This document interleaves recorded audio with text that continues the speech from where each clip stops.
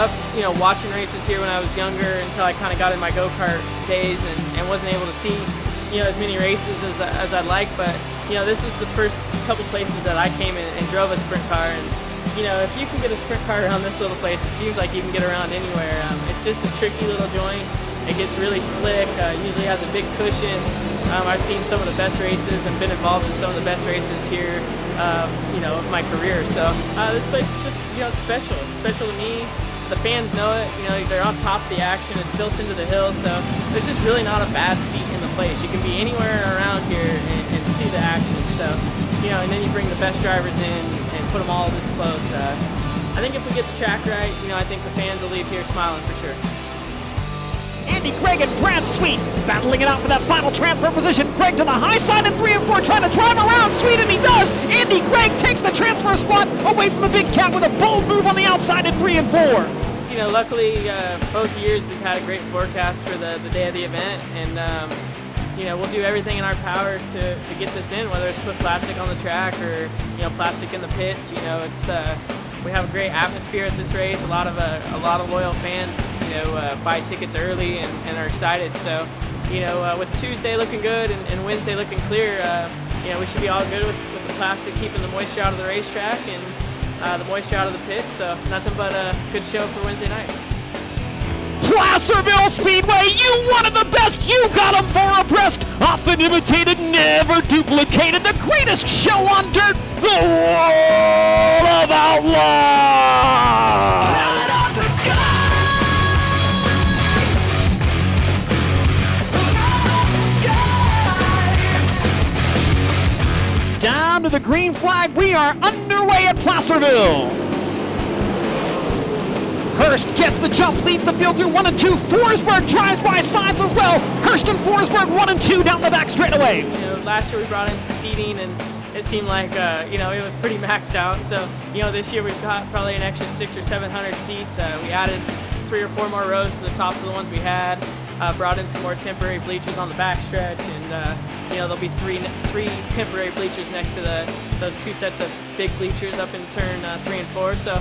I know the main grandstands, there's not a lot of great seats left, but if you come on Wednesday, the pits will be open and all the general seating, there'll be tons of seating. There'll be food up there, picnic tables, and you'll be able to walk around and see all the drivers and the pits and things like that. So kids are under $11 or $20. It's spring break, so bring the kids out. It should be a good family atmosphere. Obviously without anything crazy happening, we'll try to have everyone out of here, as early as possible. It's a weekday show, so we'd like everyone to be able to go to work or do whatever they got to do on Thursday, no problem. Hurst enters on the bottom, exits on the top. Pulls away from Forsberg now, who has his hands full with Donnie Schatz. Schatz around the outside of Forsberg for second. Donnie Schatz takes second into turn 1.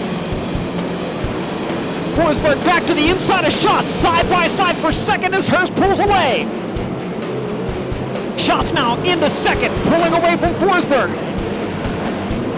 Both Hurst and Schatz run the bottom. Schatz stays on the bottom. Hurst drops the right rear over the edge of the banking in turn 2. Schatz now trying to work through the middle with 3 and 4. Schatz all over Hurst down the front straightaway, side by side. New leader, Donnie Schatz. Schatz takes the lead on lap 28.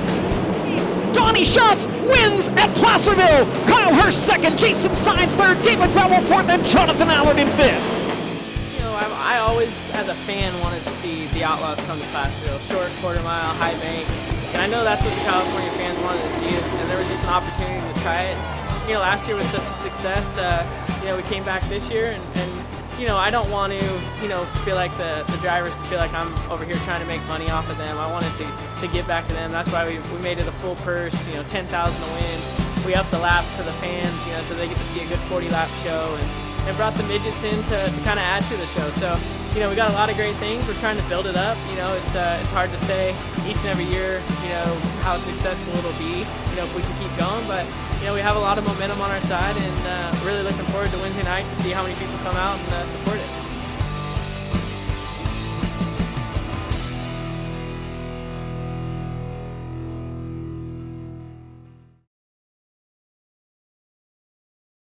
We got Reeves Auto Parts back this year. Really excited. They've been a great supporter of mine, and this event.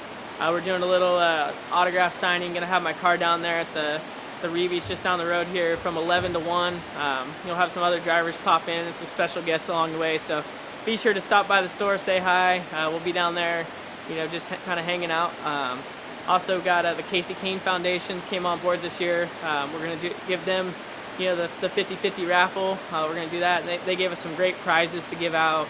Lots of handouts for the kids and koozies and tons of stuff. So we'll be handing all that stuff out.